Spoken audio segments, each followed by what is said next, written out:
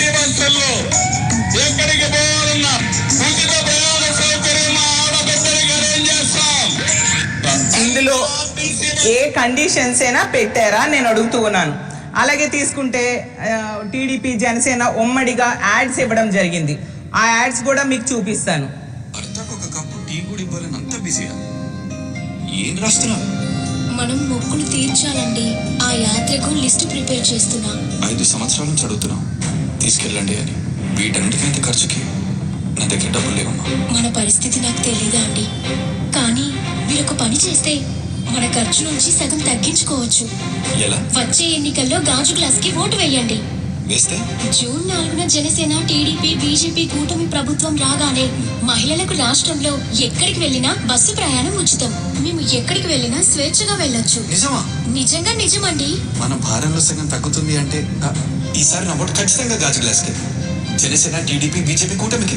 మన భారం తగ్గడమే కాదు, అన్నింటికన్నా ముఖ్యంగా స్వేచ్ఛ దొరుకుతుందండి. చూశారు కదా, మరి అన్ని బస్సుల్లో ఉచితంగా ఇచ్చారా? అప్పుడు ఎన్నికల టైంలో ఎటువంటి పరిమితులు పెట్టకుండా హామీలు ఇచ్చి బహిరంగ సభల్లో చెప్పి మేనిఫెస్టోలో చెప్పి ఈరోజు మీరు పరిమితులు పెట్టారు కదా. అలాగే తీసుకుంటే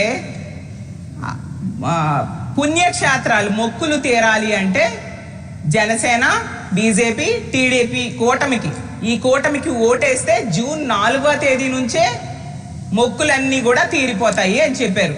తిరుపతి, కాణిపాకం, శ్రీకాళహస్తి, శ్రీశైలం, అన్నవరం, కనకదుర్గమ్మ, సింహాచలం అన్ని మొక్కులు కూడా తీర్చేసుకోవచ్చు అన్నారు. మరి ఎవరు ఇప్పుడు ఈ కూటమి ప్రభుత్వం వచ్చింది, ఈ ఉచిత బస్సులో ఏ మహిళ విశాఖపట్నం నుంచి తిరుపతి ఫ్రీ బస్సులో వెళ్తూ ఉన్నారు? లేదా విజయవాడ నుంచి సింహాచలంకి ఫ్రీ బస్సులో ఎవరు వస్తూ ఉన్నారు? అలాగే తీసుకుంటే విశాఖపట్నం నుంచి శ్రీశైలం ఎవరు ఫ్రీ బస్సులో వెళ్తూ ఉన్నారు? విశాఖపట్నం నుంచో విజయనగరం నుంచో ఎవరు శ్రీకాళహస్తికి ఫ్రీ బస్సులో వెళ్తూ ఉన్నారు? లేదా కాణిపాకంకి ఇక్కడ నుంచి ఎవరు ఫ్రీ బస్సులో వెళ్ళగలుస్తూ ఉన్నారు? మీరు పరిమితులు పెడితే ఏ విధంగా వెళ్తారు? మరి ఈ పరిమితులన్నీ ఎన్నికల టైంలో మీ యాడ్స్లో కానీ మీరు బహిరంగ సభల్లో కానీ ఎందుకు చెప్పలేదు అని నేను అడుగుతూ ఉన్నాను. మరీ కామెడీ ఏంటంటే నిన్న మీటింగ్లో కొందరితో కొన్ని స్కిట్స్ చేయించడం జరిగింది. వీళ్ళు స్క్రిప్ట్ ఇచ్చారనమాట. ఆ స్క్రిప్ట్లో ఫ్లోలో ఏంటంటే ఒక అమ్మాయితో ఒక స్కిట్ చేయిస్తూ పచ్చి అబద్ధాలు చెప్పి అడ్డంగా దొరికిపోయారు. ఒక సాఫ్ట్వేర్ ఎంప్లాయ్ అంట హైదరాబాద్ నుంచి వైజాగ్కి ఫ్రీ బస్ కోసం వచ్చేసారంట. వీళ్ళు ఇచ్చిన స్కిట్ హైదరాబాద్ నుంచి వైజాగ్కి ఫ్రీ బస్ కోసం వచ్చేసారంట.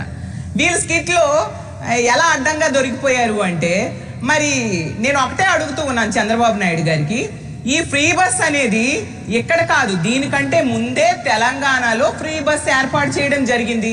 అక్కడ ఫ్రీ బస్ ఉంటుండగా ఆ ఫ్రీ బస్ కోసం ఆ మహిళ ఎందుకు విశాఖపట్నం వచ్చేస్తారు?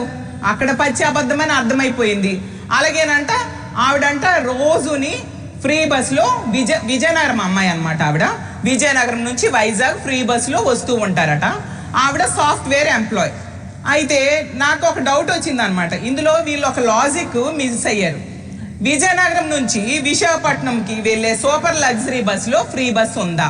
లేదు కదా. అలాగే తీసుకుంటే నాన్ స్టాప్ బస్సులో ఫ్రీ బస్ ఉందా? లేదు కదా.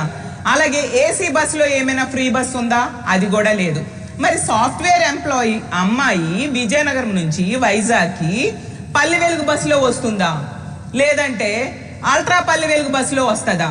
లేదంటే ఎక్స్ప్రెస్ బస్సులో వస్తుందా? నాకు తెలియక అడుగుతున్నాను. మరి సాఫ్ట్వేర్ ఎంప్లాయీగా జాబ్ చేస్తున్న అమ్మాయితో ఇలాంటి పచ్చి అబద్ధాలు చెప్పించారు కదా, నిజంగా మీకు సిగ్గు అనిపించట్లేదా చంద్రబాబు నాయుడు గారే నేను అడుగుతూ ఉన్నాను. ఈ రోజుల్లో సాఫ్ట్వేర్ ఎంప్లాయీస్ ఎవరైనా పల్లె వెలుగు బస్సుల్లో వస్తూ ఉన్నారా? ఎంత దారుణంగా ప్రజల్ని మభ్యపెట్టడానికి ప్రయత్నించడం ఎంతవరకు సమంజసమని మిమ్మల్ని నేను ప్రశ్నిస్తూ ఉన్నాను. ఎంత దారుణం అంటే, ఈ విధంగా ఇచ్చిన హామీలు ఏ ఒక్కటి అమలు చేయకుండా ప్రజల్ని నిట్టనిలువుగా మోసం చేయడమే కాకుండా ఇలా పబ్లిసిటీ స్టంట్లు ఏర్పాటు చేసి మళ్ళీ మహిళల్ని మభ్యపెట్టడానికి వీళ్ళు ప్రయత్నిస్తూ ఉండే పరిస్థితి మనం చూస్తూ ఉన్నాము.